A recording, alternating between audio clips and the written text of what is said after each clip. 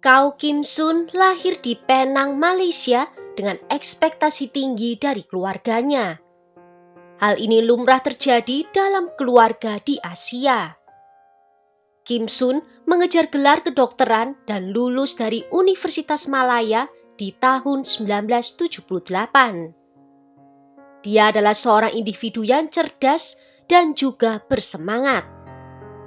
Setelah lulus, dia mengambil studi pasca sarjana di jurusan anestesiologi dan dengan cepat naik menjadi konsultan anestesi di Rumah Sakit Umum Penang. Selain pekerjaan klinisnya, dia terlibat dalam berbagai proyek penelitian dan juga seminar, yang akhirnya menjadi profesor di Universitas Cina di Hong Kong dan juga seorang dokter di Rumah Sakit Prince of Wales di Hong Kong. Untuk kehidupan pribadinya, selama tahun-tahun kuliahnya, dia bertemu dengan Wong Sheving di Universitas Malaya, seorang gadis yang memiliki kepribadian menyenangkan dan juga lembut. Keduanya menikah, memiliki 4 orang anak, 3 perempuan dan 1 laki-laki. Bagi orang luar, mereka tampak seperti keluarga yang bahagia, namun seiring berjalannya waktu, dinamika dalam hubungan mereka mulai berubah. Kim Sun sering mengintimidasi istrinya, bahkan karena hal-hal yang sepele, secara verbal dan mungkin juga dengan kekerasan fisik. Dia juga mengungkapkan ketidakpuasannya dengan penampilan istrinya. Hal ini berdampak buruk pada Sheving. Kritik yang terus-menerus dari suaminya begitu parah hingga mulai dilakukannya di depan publik, yang menyebabkan Sheving mulai menerima persepsi negatif tentang dirinya. Sebagai seorang ibu dan istri di tengah penderitaannya, dia mulai menulis buku harian, mendokumentasikan setiap kata kasar dan bentuk pelecehan yang dia alami dari suaminya.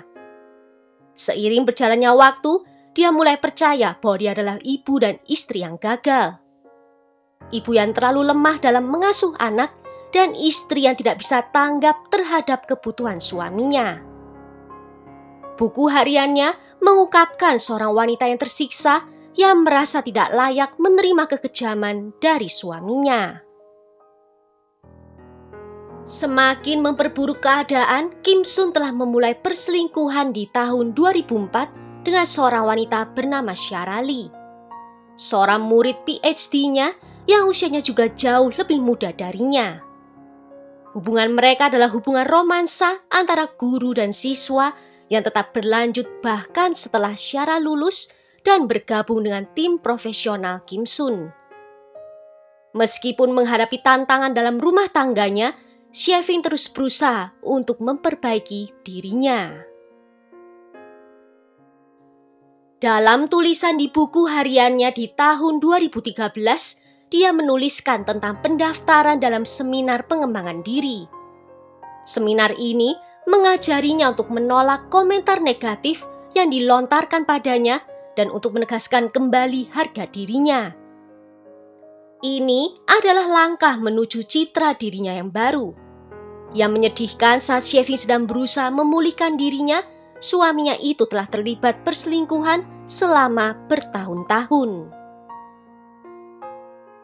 Dan kenekatannya dalam perselingkuhannya semakin berani. Dia membeli sebuah rumah di Matawai yang dimaksudkan untuk pertemuannya dengan Shara.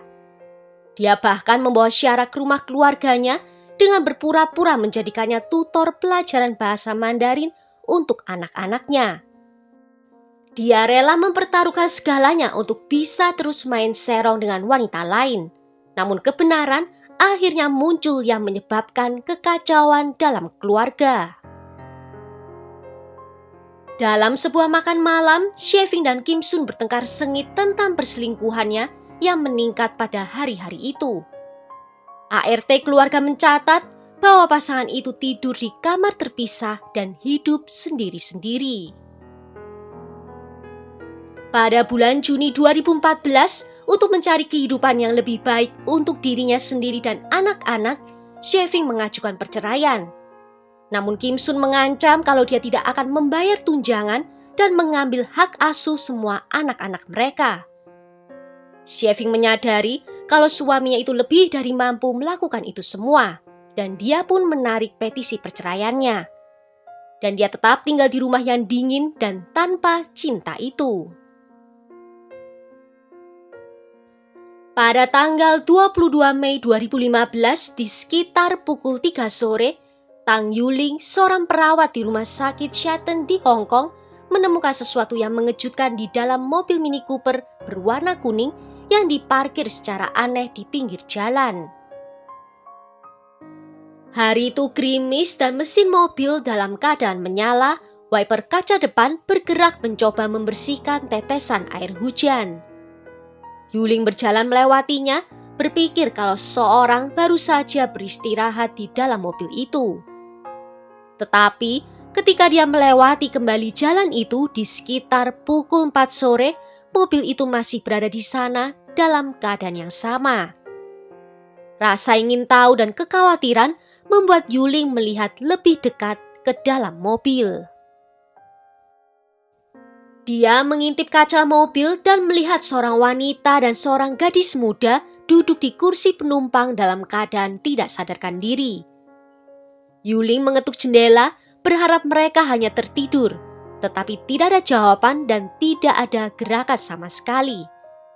Dia mulai berpikir kalau ada sesuatu yang salah. Yuling merasakan situasi kritis dan segera memanggil ambulans. Polisi dan pihak berwenang juga dipanggil setelah mereka mencoba membuka pintu mobil, tetapi ternyata terkunci dari dalam. Tanpa ada pilihan lain, mereka memecahkan jendela mobil untuk bisa menolong kedua orang di dalam mobil itu. Melalui kartu identitas yang ditemukan, terungkap wanita di kursi pengemudi adalah Wong Sheving yang berusia 48 tahun. Dan gadis yang di sebelahnya adalah putri keduanya yang bernama Lily Kau Liling yang berusia 16 tahun. Petugas medis di lokasi mencoba menyadarkan mereka, tetapi tidak ada tanda-tanda vital, sehingga mereka segera dibawa ke rumah sakit Prince of Wales, di mana keduanya dinyatakan meninggal dunia. Pada awalnya, polisi mengira kalau hal ini akibat perbuatan diri sendiri karena tidak ada tanda-tanda perlawanan dan kedua wanita itu duduk dengan baik tanpa luka apapun.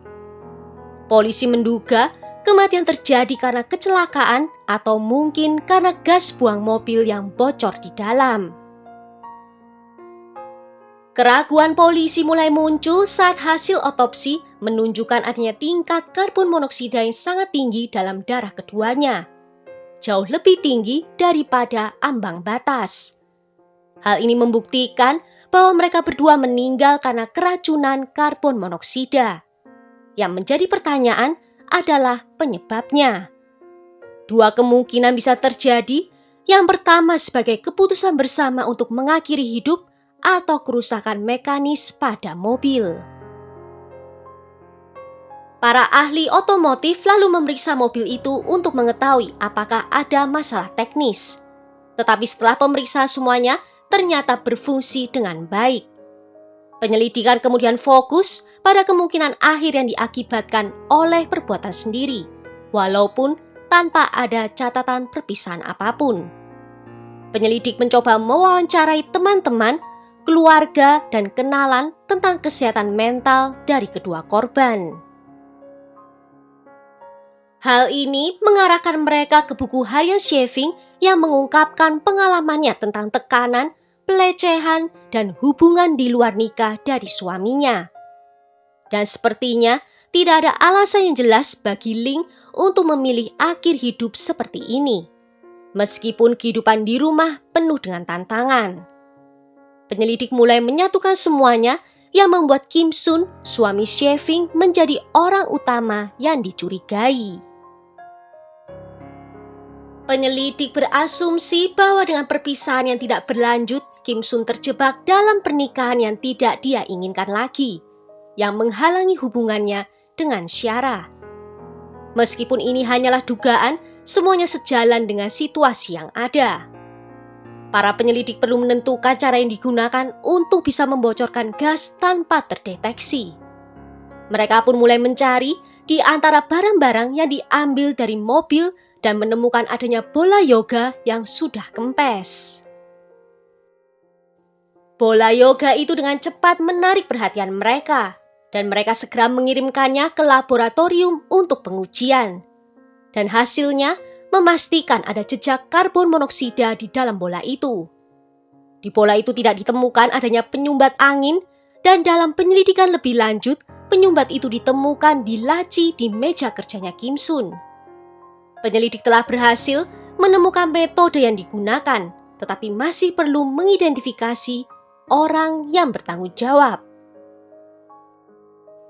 Kim Sun dilihat memiliki motif yang kuat sebagai pelaku, agar dia bisa meninggalkan pernikahannya, dan dia pun segera menjadi tersangka utama.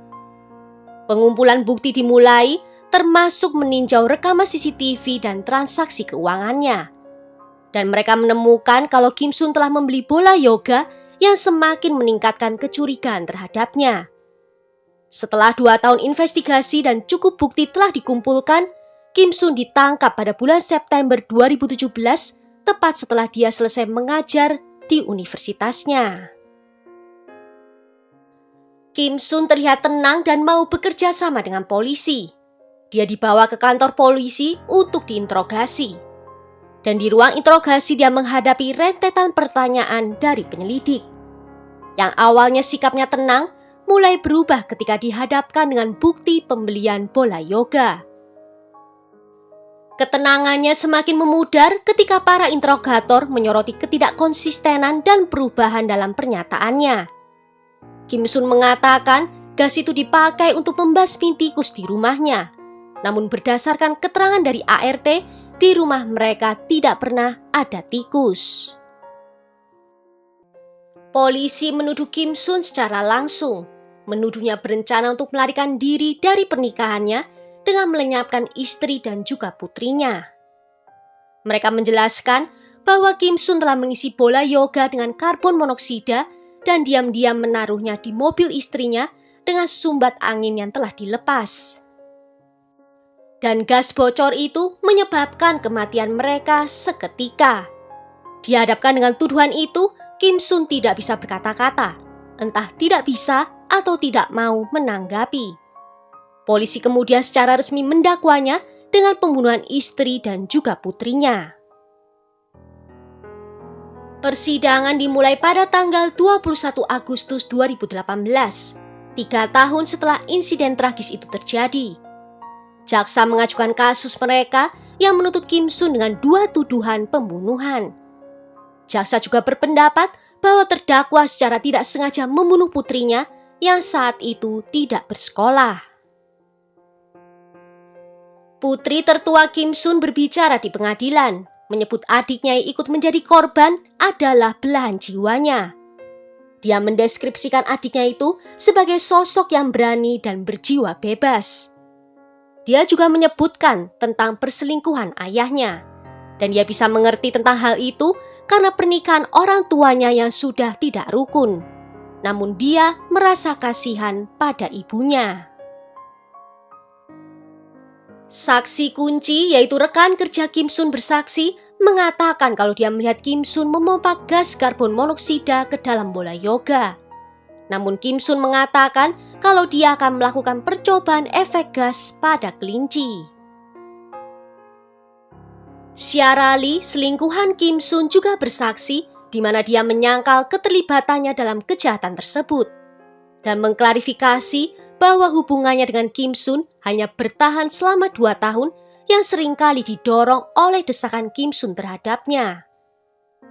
Di bulan September 2018, setelah persidangan selama 21 hari, juri dengan suara bulat menyatakan Kim Sun bersalah atas kedua tuduhan tersebut.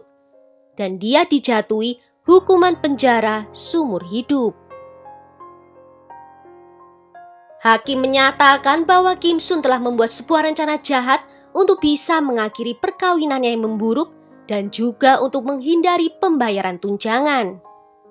Kim Sun melihat kematian istrinya sebagai satu-satunya jalan keluar. Izin Kim Sun sebagai dokter dicabut tanpa batas waktu. Dewan Medis Hong Kong yang mengatur dokter-dokter lokal menghapus Kau Kim Sun dari daftar dokter umum dan spesialis, mengecamnya karena membawa pandangan buruk pada profesinya. Sebulan setelah putusan tersebut, tim pembela Kim Sun segera mengajukan banding.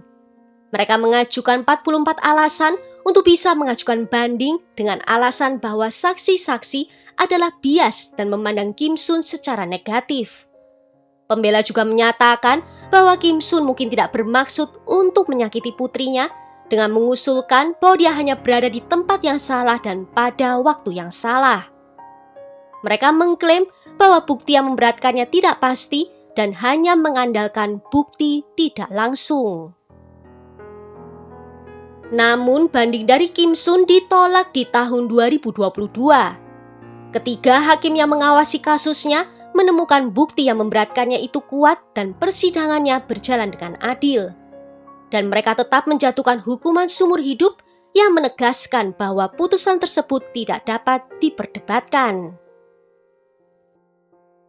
Namun pada tanggal 21 November 2023, Kim Sun diberi kesempatan untuk bisa membersihkan namanya. Hakim dengan suara bulat memutuskan bahwa bandingnya itu diterima, mencabut hukumannya dan memerintahkan agar kasusnya diadili ulang. Namun Kim Sun tetap harus berada di dalam tahanan selama proses ini. Masalah dalam banding kasus ini mempertanyakan apakah hakim mengarahkan juri dengan tepat. Pembela menyatakan adanya keraguan yang beralasan. Juri diizinkan untuk berspekulasi bahwa penyumbat angin itu sudah hilang pada saat kejahatan terjadi. Padahal jarak waktu dari ditemukannya bola dan sumbat angin di laci Kim Sun adalah 1 tahun. Dan selama periode waktu itu bisa terjadi apa saja. Juga kemungkinan sumbat angin yang ditemukan di laci Kim Sun bukan berasal dari bola yoga di dalam mobil, karena di dalam rumahnya juga terdapat beberapa bola yoga lainnya. Juri juga diizinkan untuk menghilangkan kemungkinan Sheving sendiri atau putrinya yang memasukkan bola yoga itu ke dalam bagasi mobil. Persidangan ulang dijadwalkan akan dimulai pada tanggal 4 November 2024. Well, sampai di sini dulu cerita kali ini. Bagaimana menurut kalian tentang kasus ini? Apakah Kim Sun memang benar-benar bersalah? Tulis ya pendapat kalian di kolom komentar. Jika ada yang mau request kasus, juga bisa tulis di bawah. Akhir kata terima kasih karena sudah nonton video ini sampai akhir. Sampai jumpa di video berikutnya. Ciao!